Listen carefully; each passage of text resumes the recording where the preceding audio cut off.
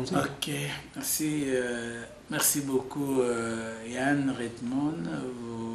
Vous êtes l'ambassadeur de les Nations Unies pour cette année des gorilles et nous sommes dans la joie de vous recevoir dans notre bureau à l'ICCN.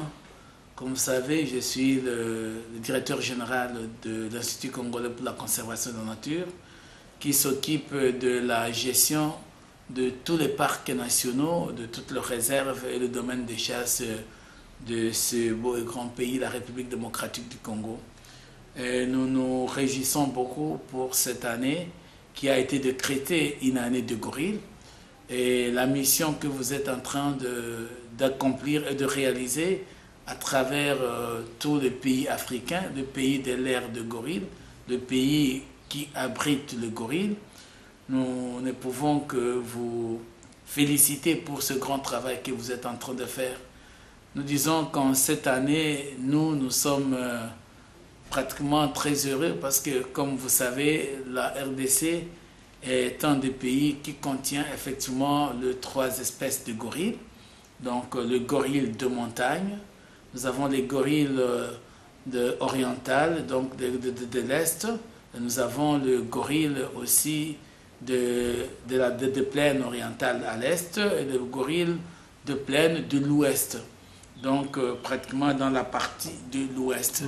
Et si je peux vous présenter par image, vous avez dans le parc de Kahuzi-Biega, qui est pratiquement un parc situé là, ce parc qui a des nivellements, la haute altitude et la basse altitude, il y a le gorille de la plaine orientale, donc de l'Est, qui est une espèce pratiquement endémique de gorille en République démocratique du Congo. Et si vous allez juste un peu plus au nord, vous avez le parc de Virunga qui est situé là-bas.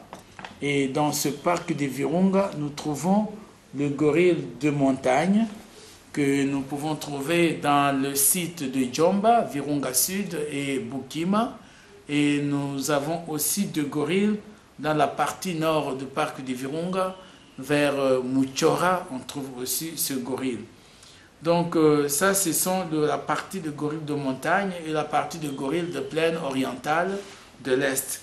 Mais dans la partie de l'Ouest, pratiquement un peu vers le coin qui réunit la forêt de Mayombe, nous avons le gorille de plaine ou disons des gorilles de l'Ouest, de plaine de l'Ouest, qui est aussi une espèce qui n'a pas été très très bien connue dans notre pays, qui n'a pas été même exploitée dans notre pays, même pas habituée. Et nous pensons que votre passage ici nous sensibilise davantage pour que nous-mêmes nous puissions beaucoup plus nous intéresser aussi à sensibiliser nos communautés, nos populations, mais aussi à mettre en valeur ces gorilles que nous avons dans la partie de l'Ouest. Si la partie Est fait même de bénéfices pour le tourisme de gorilles, nous pensons que la partie Ouest aussi pourrait avoir la même facilité. De Kinshasa, on s'est arrivé dans la forêt de Mayombe et même sur cette chaîne que nous appelons de Makoko, de quoi, de Madiakoko. Et on s'est trouvé effectivement le gorille dans cette partie-là. Donc nous pensons que les 3 espèces de grands singes qui sont dans notre pays, mais nous trouvons effectivement une abondante population de gorilles à l'est et à l'ouest de notre pays. Expliquez-moi, Pasteur Cosmo, comment on peut expliquer à les chasseurs qui, à ce moment, pensent que leur vie, le travail, est de tuer les grands singes pour la viande. Comment on peut convaincre? On peut parler à ces grands. Merci beaucoup. Je pense qu'aujourd'hui, effectivement, et surtout dans cette année de gorilles, j'ai été sensibilisé les chasseurs. J'ai été dans le Kindu, où je vais vous dire qu'il y a aussi des gorilles vers une de partie de Kindu. Bien sûr, ça vient de partie de Kahuzi-Biega. Et je parlais à beaucoup de chasseurs. Je parlais aussi à beaucoup de populations de nos communautés pour leur dire ceci. Lorsque vous regardez le gorille qu'eux utilisent comme nourriture, Aujourd'hui, lorsque vous tuez un gorille, vous ne pouvez le vendre à peine à 50 $. Un gorille mort coûte à peine 50 $. Et pourtant, ces 50 $ ne peuvent pas bénéficier à grand-chose. Mais aujourd'hui, un gorille vivant, lorsqu'on vient le visiter, les gorilles vivants apportent énormément de ressources dans notre pays. Parce qu'un seul touriste, pour visiter le gorille, dans notre pays, il paye 400 $. Et il visite le gorille pendant 1 heure.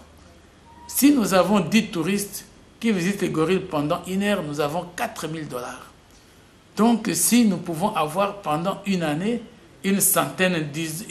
plusieurs centaines de touristes, nous pouvons faire énormément de millions d'argent. Le Rwanda fait plus de 100 millions de $ pour la visite au gorille. Et nous pensons que nos chasseurs doivent comprendre que lorsque ils ont la rétrocession, parce que nous rétrocédons à nos communautés 30% de recettes et nous allons arriver jusqu'à 40% de recettes des visites au gorille pour les communautés qui vivent aux environs de ces sites. Alors, ce que nous leur rétrocédons, aujourd'hui, je ne peux pas vous cacher, dans la caisse de communauté, depuis le début de notre lancement du tourisme au gorille, nous avons déjà presque, aujourd'hui, plus de 20 000 $ ou de 30 000 $. De quoi déjà faire des activités et financer des projets d'intérêt communautaire pour lutter contre la pauvreté, pour apporter des solutions à nos communautés. Et ça, c'est beaucoup plus que manger la viande de gorille. Donc nous continuons à sensibiliser et à inviter nos populations et même les chasseurs d'arrêter de tuer les gorilles. Parce que la vitamine animale, ils peuvent l'avoir dans l'élevage de chèvres, dans l'élevage de vaches, dans l'élevage de volailles et de poules. Ils peuvent manger la même vitamine animale. Donc ça ne sert à rien de les chercher dans des gorilles, mais les gorilles constituent une grande ressource de développement de notre pays et ça constitue une espèce qui est beaucoup plus proche de nous les hommes. C'est pratiquement notre cousin immédiat et nous avons tout intérêt à pouvoir le protéger aussi. Merci beaucoup. Merci.